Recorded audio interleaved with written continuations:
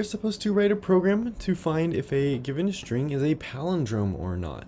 So what I'm going to do is I'm going to take some user input. It's super easy. We can just use the import java.util.scanner and we're going to scan for user input. So we have an instance of our scanner class. We're calling it scan, and inside of it we're passing in system.in because we want to take system.input, user input.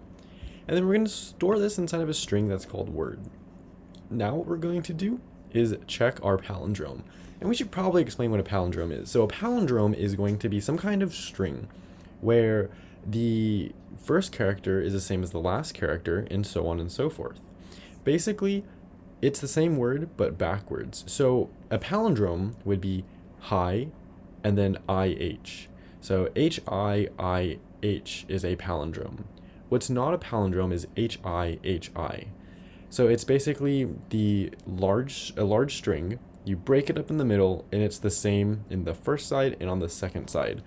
So with that in mind, what we're going to do is we're going to have a front and a back. The back is going to be the word length minus 1, because remember when we're indexing and everything, we start at 0, but the length starts at 1. And then we're also going to have a front in here, and we're going to use a for loop to run through this entire thing, because if we use a for loop, we can iteratively go through and look at every character.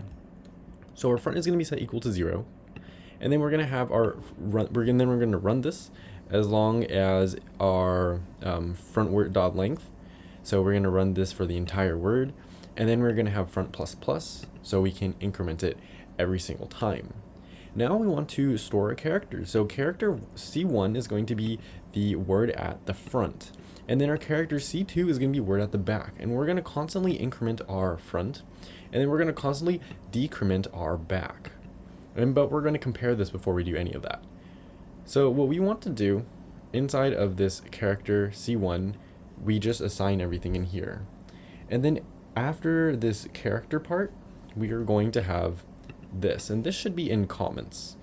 This is going to pertain to what we have in this dot compare case.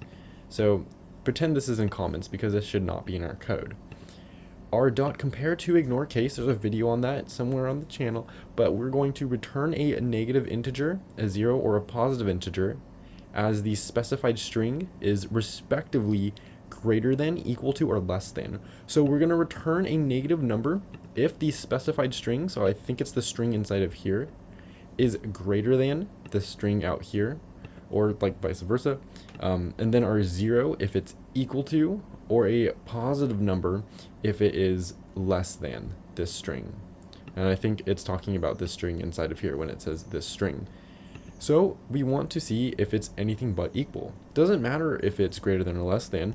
So what we're going to do is we're going to compare our first character. We're going to dot compare to ignore case to the second character. And then we're going to do this as long as it's not 0. So it's anything but equal. And if it's anything but equal, that means it's not a palindrome. And then we're just going to return, and that's it. Otherwise, we're going to keep going, and we're going to decrement our back, increment our front, and do this all over again. If we go through this entire for loop for the entire front word dot length, and we don't hit this if statement, that means it is a palindrome. And that is how we would look at a palindrome for this example.